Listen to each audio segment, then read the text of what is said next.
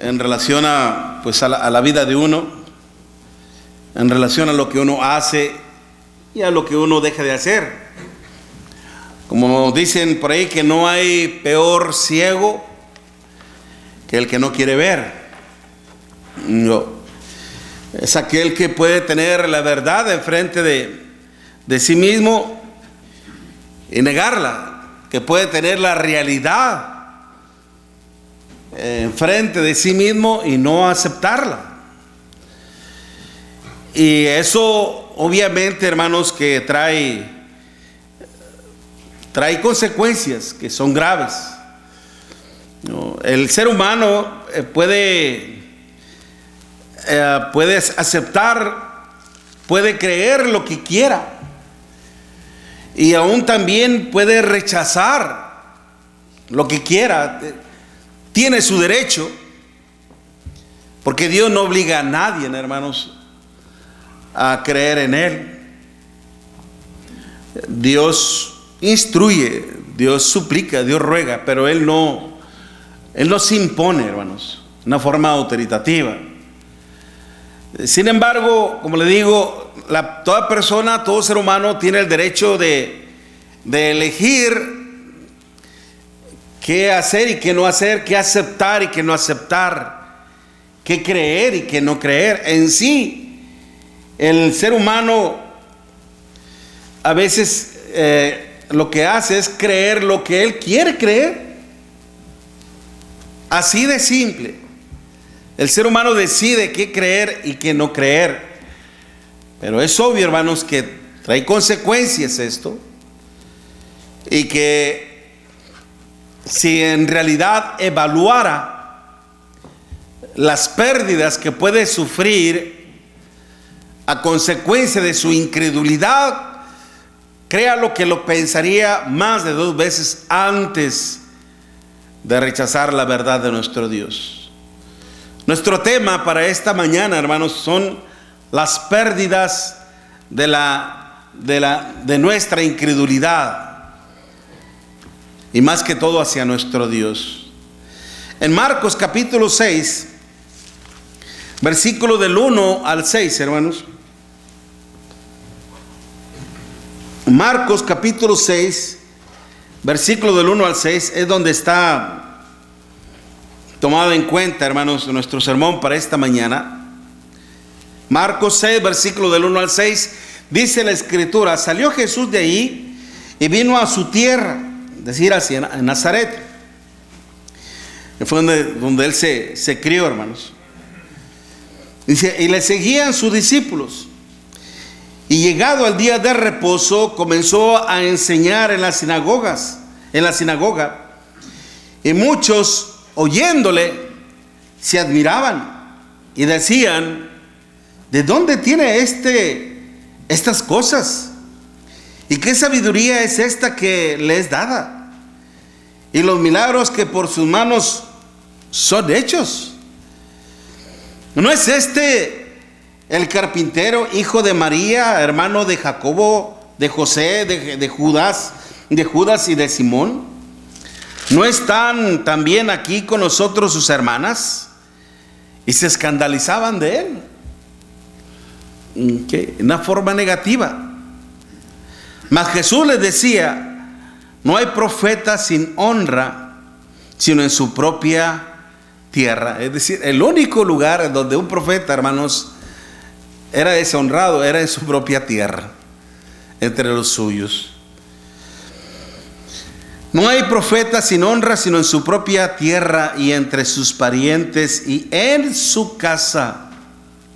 Dice la Escritura en versículo 5: y no pudo hacer ahí ningún milagro, salvo que sanó a unos pocos enfermos, poniendo sobre ellos las manos.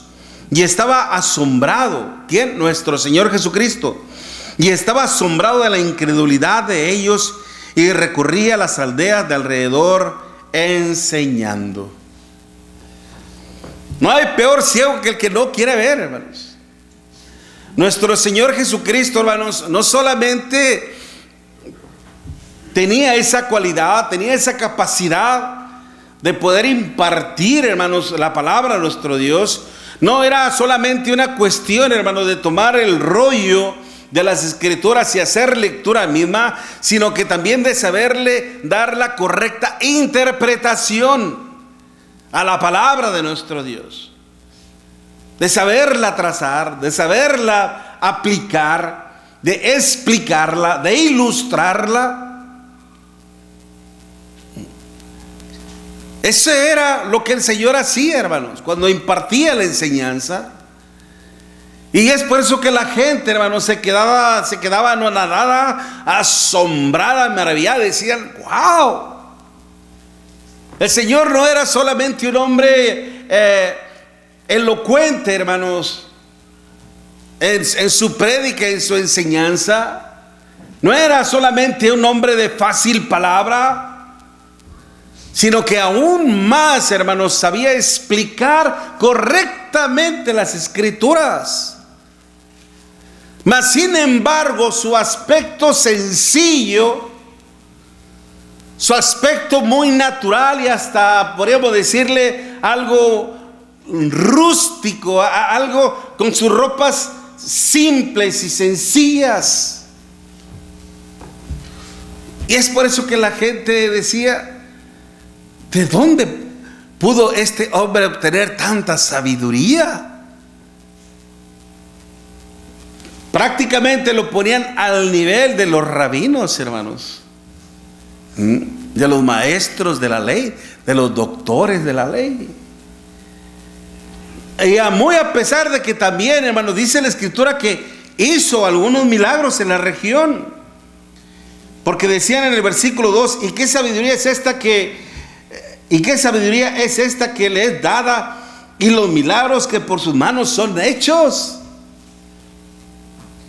Hablando de los pocos milagros que hizo el Señor. Y si hizo pocos,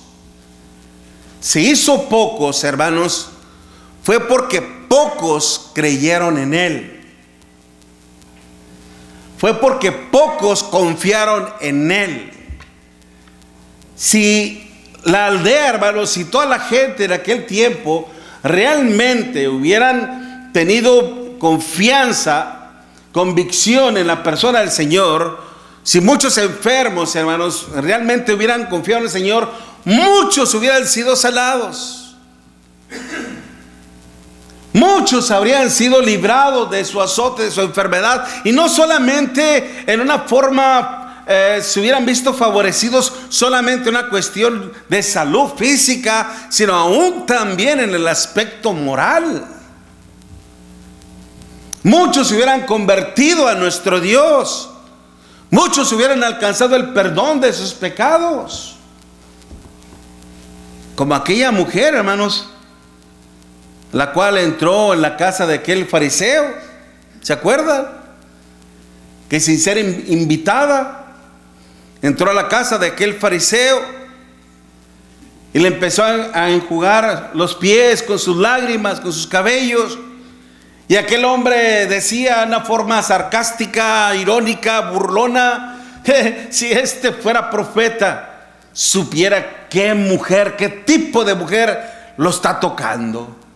Este es un falso profeta. Pero lamentablemente, hermanos, muchos no creían en lo que el Señor hacía. ¿Por qué? Por sus prejuicios, por su ignorancia misma. ¿Por qué era de que nuestro Señor Jesucristo, hermanos, por qué hacía milagros el Señor? Si Él, hermanos, se llamaba como el Hijo de Dios, tenía que demostrarlo. Y la única manera de comprobar de que realmente Él era el Hijo de Dios, de que Dios estaba con Él, era a través de los milagros.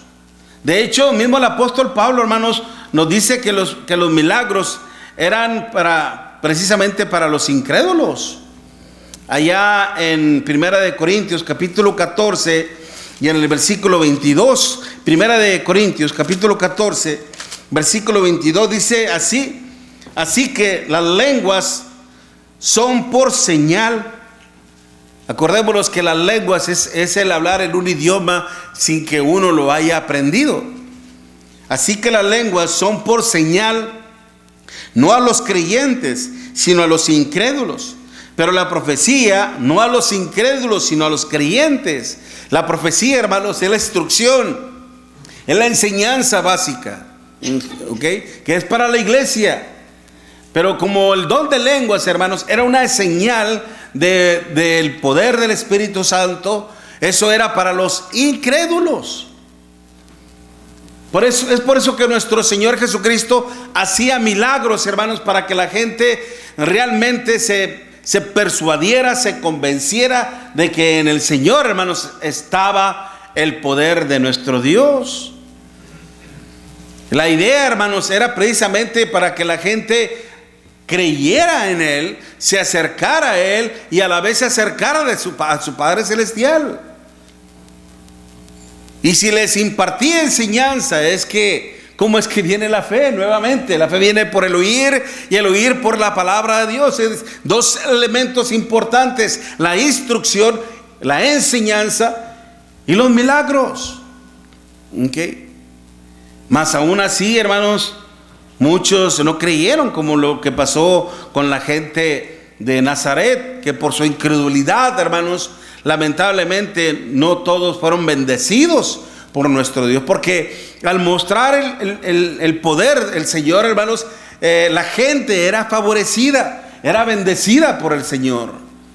Pero por su incredulidad el Señor no hizo muchos milagros ahí. Mucha gente, hermanos, se perdió de la bendición de nuestro Dios. Y eso lo sufrieron a consecuencia de su propia incredulidad. Y hoy en día, hermanos, lamentablemente, mucha gente, hoy en día, para poder creer en nuestro Dios, para poder creer en nuestro Señor Jesucristo, hasta hoy en día la gente demanda señal, como los mismos fariseos. ¿Qué señal haces tú para que te creamos? Haznos una señal.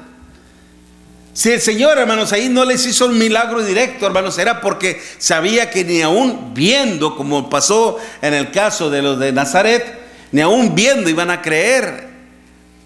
No les será dada señal, mas les va a ser dada una señal, solo una, la señal de Jonás. La señal de Jonás. ¿Cuál era esa señal? ¿Qué pasó en relación a Jonás, hermanos? Que Jonás, por haber desobedecido a nuestro Dios, en vez de ir a Nínive, agarró una embarcación y se fue hacia el mar Mediterráneo. Y ya estando allá, hermanos, en el mar, se levanta una tempestad, nuestro Dios lo levanta, el barco iba a naufragar, las personas que iban con ellos iban a morir, empiezan a hacer una suerte para ver por culpa de quién estaban pasando por esa desgracia. Se dan cuenta de que fue Jonás. Jonás mismo les dice que a consecuencia de su rebeldía hacia nuestro Dios, hermanos, estaba en esa situación, lo toman y lo arrojan al mar. Viene un pez grande, no sabemos si era una ballena, no sabemos, solamente viene un pez grande y lo devora. Y muchos creen que Jonás estaba pasándola bien padre ahí en un pequeño espacio, haciendo una lumbrita y bueno, meditando, pero ahí tranquilamente. No, hermanos, no era así.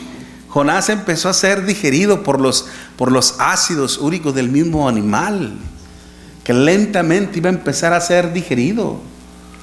Y estando ahí, hermanos, Jonás clamó a nuestro Dios. Usted lo puede ver en el libro de Jonás, cómo clamó a nuestro Dios, cómo suplicó, cómo pidió perdón a nuestro Dios.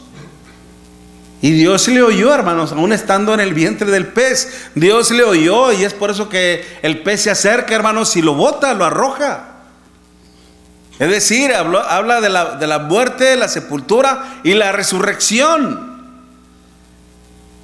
¿Cómo es ese paralelismo, hermanos, entre lo que es la historia de Jonás con lo que iba a pasar con nuestro Señor Jesucristo? Esa era la señal que el Señor les iba a dar, que Él también iba a morir, que iba a ser sepultado y que al tercer día resucitaría. Esa era la señal que les iba a dar. Y esa es la señal, hermanos, que no solamente les iba a dar a un pueblo judío incrédulo, sino también para toda una humanidad. Juan capítulo 3, versículo 16, porque de tal manera amó Dios al mundo que ha dado a su Hijo unigénito para que todo aquel que en Él cree no se pierda, mas tenga vida eterna. Amén, amén, hermanos.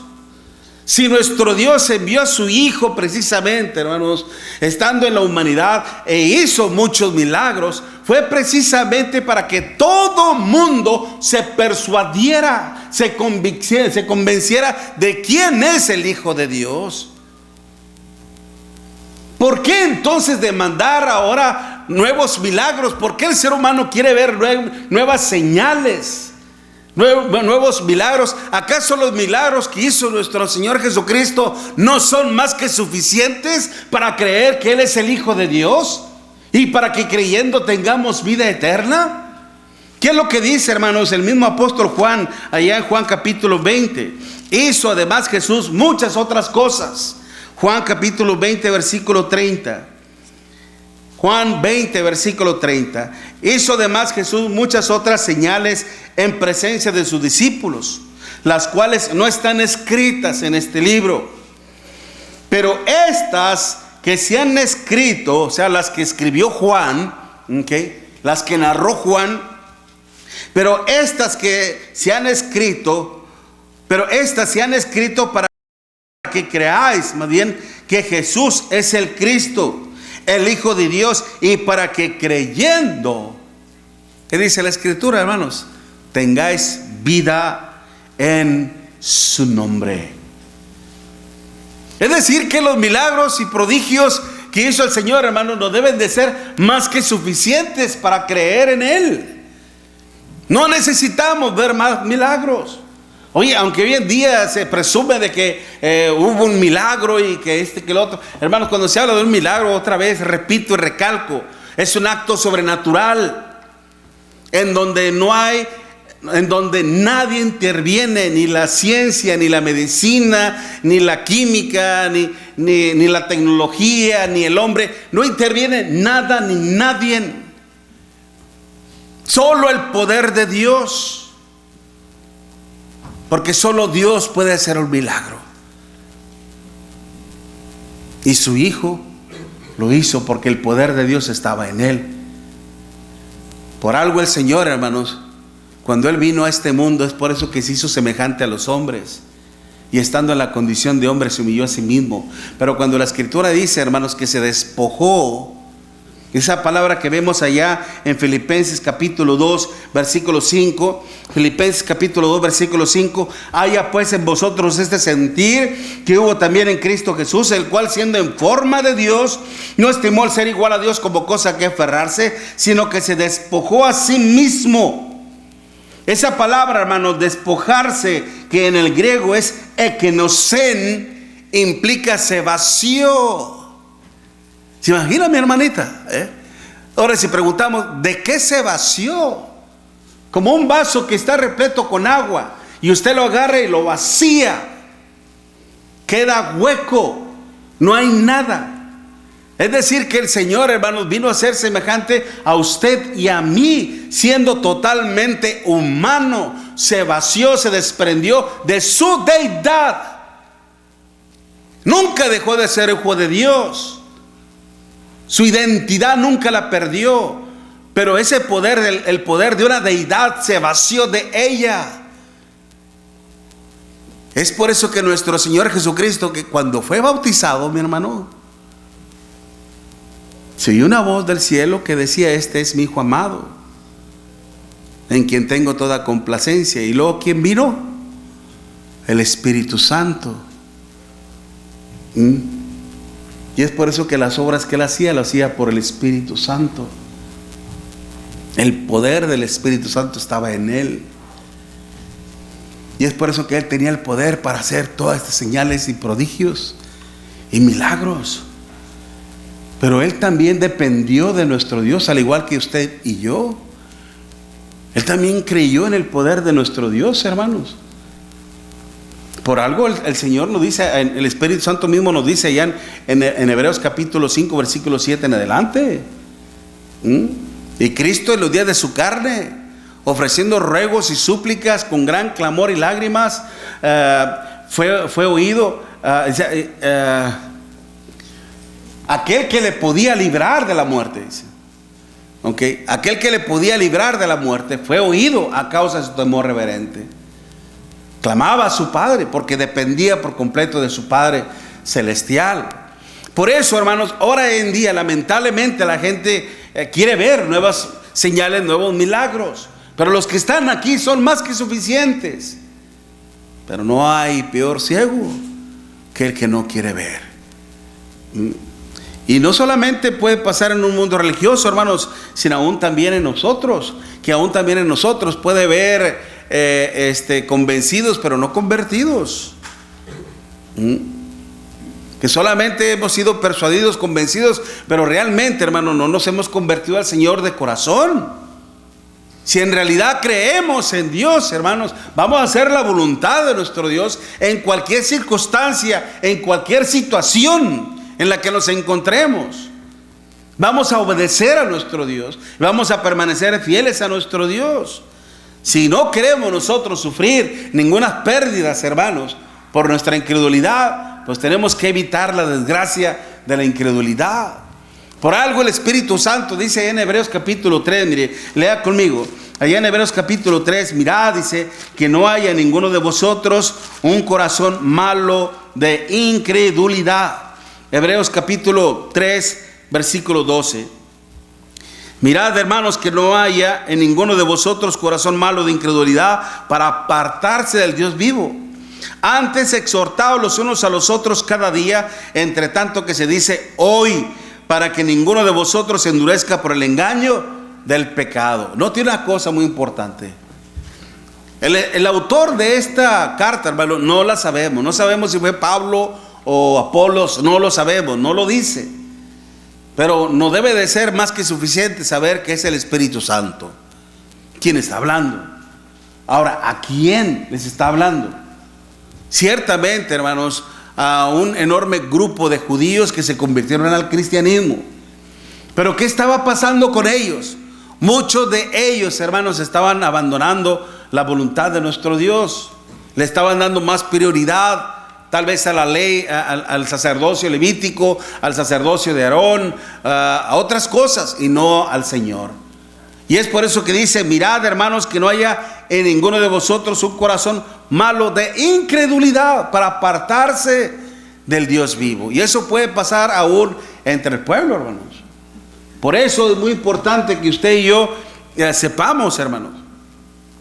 Porque si ciertamente los de Nazaret, hermanos, por su incredulidad, no se vieron grandemente bendecidos por nuestro Dios. Sufrieron consecuencias. No fueron bendecidos por nuestro Dios. Y todo por su rechazo. Todo por no creer en la palabra del Señor y por no creer en el poder mismo de nuestro Dios. Y usted y yo, ¿cómo estamos? ¿Cómo está nuestra fe delante de nuestro Dios, hermanos? ¿En realidad está completa? ¿En realidad es una fe obediente a nuestro Dios? ¿En realidad es una fe que muestra el amor, nuestra gratitud, nuestra devoción a nuestro Dios? ¿O de repente dudamos? ¿O de repente claudicamos? Como en el tiempo de Jeremías, cuando el pueblo ya estaba adorando, hermanos, a los Baales. Y Jeremías le decía, ¿por qué os claudicáis entre dos pensamientos? Si quieren adorar a los Baales, adórenle, pero si quieren adorar a Dios, adoren a nuestro Dios. Ellos tuvieron que ver nuevamente el poder de nuestro Dios, hermanos, a través de aquella llama la cual vino del cielo y consumió todo ese animal, toda esa agua, toda esa leña, toda esa cosa que había puesto Jeremías, hermanos, Eliseo, hermanos, fue devorado. ¿Okay? Y pudieron convencerse nuevamente del poder de nuestro Dios. Dígame una cosa, ¿acaso usted y yo necesitamos ver nuevamente el poder de Dios? Si el poder de Dios ya se manifestó en usted y en mí, ¿cuándo? ¿Cuándo? Cuando obedecimos el Evangelio. Pero si nosotros no queremos sufrir ninguna pérdida, hermanos, ¿pérdidas como qué? el favor de nuestro Dios. Marcos capítulo 6, versículo 4 y 5, dice la Escritura, hermanos. Marcos capítulo 6, versículo 4 y 5. Mas Jesús les decía: no hay profeta sin honra sino en su propia tierra y entre sus parientes y en su casa. Y no pudo hacer ahí ningún milagro, salvo que sanó a unos pocos enfermos, poniendo sobre ellos las manos. Qué triste, ¿no? Pues es que también aún hasta los hermanos del Señor no creían en Él. Ni los de su casa llegaron a creer en Él, hasta que pudieron ver la resurrección del Señor. Entonces creyeron. Pero hermanos, la manifestación de los milagros eran producto de la gracia de nuestro Dios. Gracia que tenía como propósito, hermanos, de convencer a la gente acerca del gran amor que nuestro Dios tiene para con todas sus criaturas.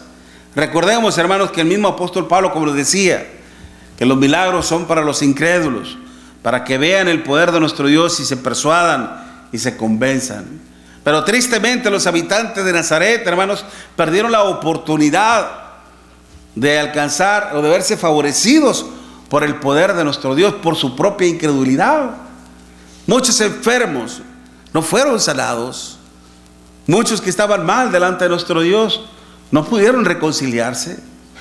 Y eso, hermanos, los aleja más de Dios y más, hermanos, de los favores de nuestro Dios.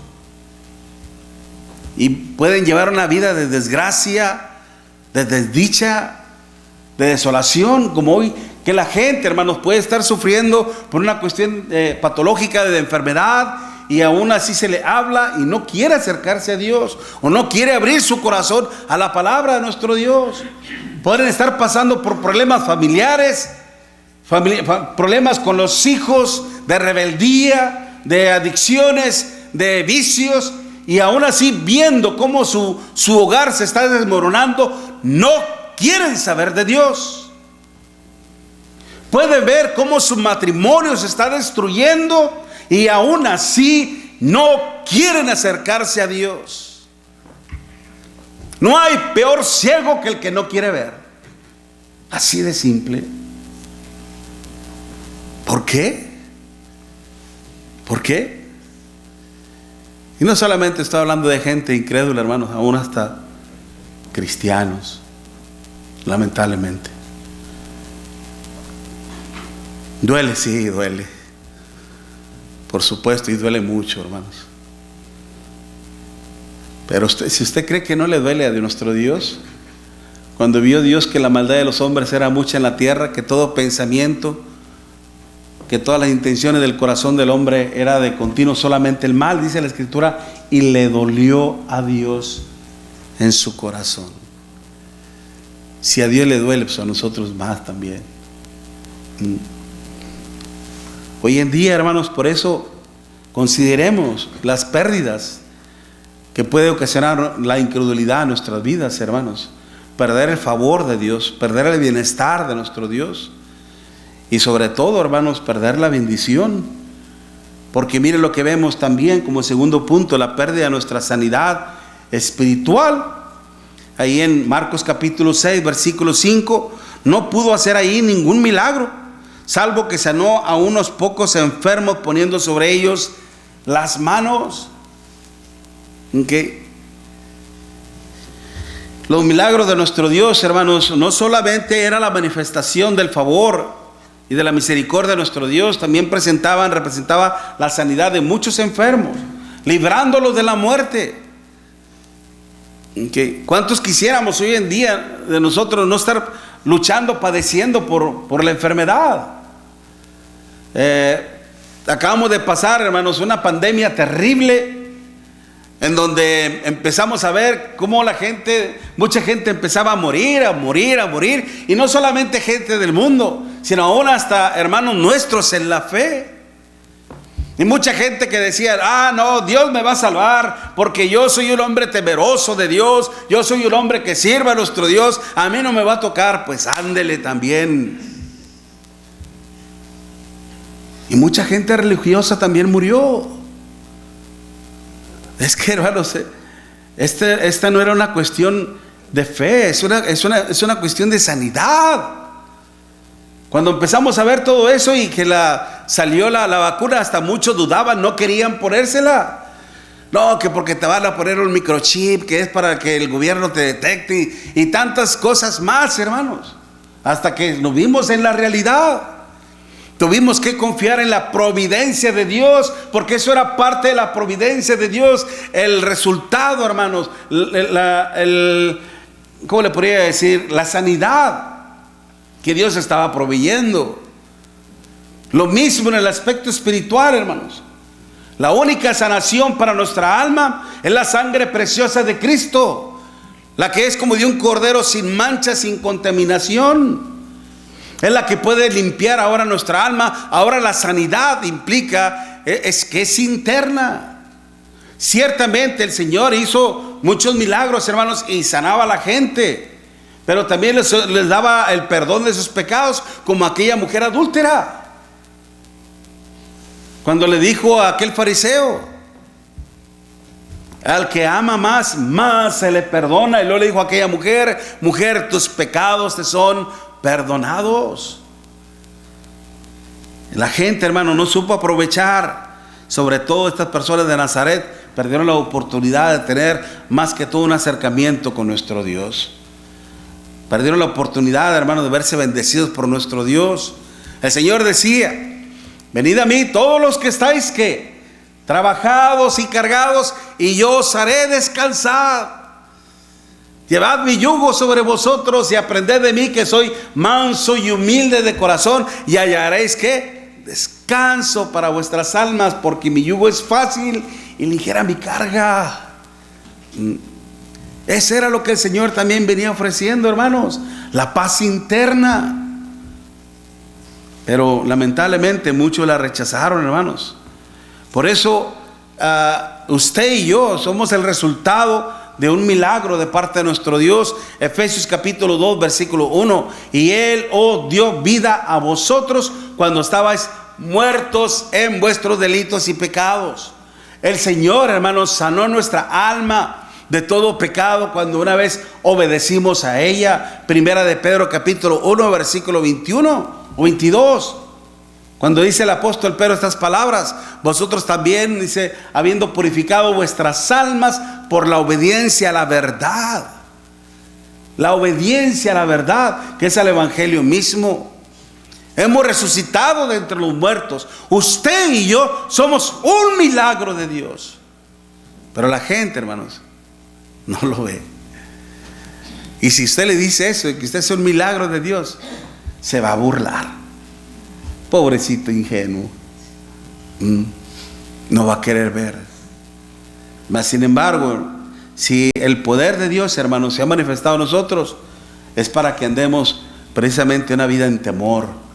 En Primera de Pedro capítulo 1, por eso decía en el versículo 17, Primera de Pedro 1 versículo 17: y si invocáis por Padre aquel que sin excepción de personas juzga la obra de cada uno, conducidos con temor todo el tiempo de vuestra peregrinación, sabiendo que fuiste rescatados de vuestra vana manera de vivir, no con cosas corruptibles como oro o plata, sino con la sangre preciosa de Cristo, como de un cordero sin mancha y sin contaminación, ya destinado desde antes de la fundación del mundo, pero manifestado en los posteriores días por amor de vosotros. Si el Señor murió en la cruz, hermanos, es para otorgarnos la sanidad. Ya no una sanidad física, sino una sanidad espiritual, la del alma. Pero mientras que el hombre se siga aferrando a su pensamiento, se siga siendo esclavo de su propia incredulidad, seguirá siendo esclavo de su propio pecado, esclavo del mismo Satanás, y correrá este riesgo, hermanos. Para terminar, mire lo que dice el Señor en segunda de Tesalonicenses, que Dios les envía un poder engañoso para que crean la mentira. Segunda de Tesalonicenses capítulo 2 versículo 11: Por esto Dios les envía un poder engañoso para que crean la mentira, a fin de que sean condenados todos los que no creyeron a la verdad, sino que se complacieron en la injusticia. Y mismo Pablo dice que el Dios de este siglo ha cegado el entendimiento de los incrédulos para que no les resplandezca la luz del Evangelio. Esos son los riesgos y las consecuencias que el ser humano corre una vez que es incrédulo a las palabras de nuestro Dios. No solamente se pierde del favor de nuestro Dios, de la bendición de nuestro Dios, hermanos, sino que todavía se pone en una situación mucho más terrible: ser engañado por su propio corazón, ser engañado por su propio pecado, ser engañado por mismo Satanás mismo y ser arrastrado todavía al infierno. La cuestión aquí es: ¿qué quieres hacer, mi amigo, mi amiga? ¿Qué queremos hacer, mi hermano, mi hermana? En realidad, ¿vamos a querer sufrir las pérdidas de una incredulidad terrible?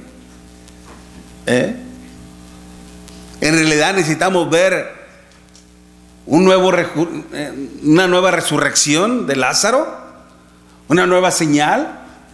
La señal ya se nos dio, hermanos, y esa señal es la resurrección de nuestro Señor Jesucristo, el Evangelio del Señor. Así que si en realidad queremos ser grandemente bendecidos por nuestro Dios, vengamos a los pies del Señor, creyendo en el Evangelio del Señor, arrepintiéndonos de todos sus pecados, de nuestros pecados, estando dispuestos a confesar el nombre del Señor, estando dispuestos a ser sumergidos en las aguas del bautismo y permanecer fieles a la palabra de nuestro Dios. Hermano, por favor.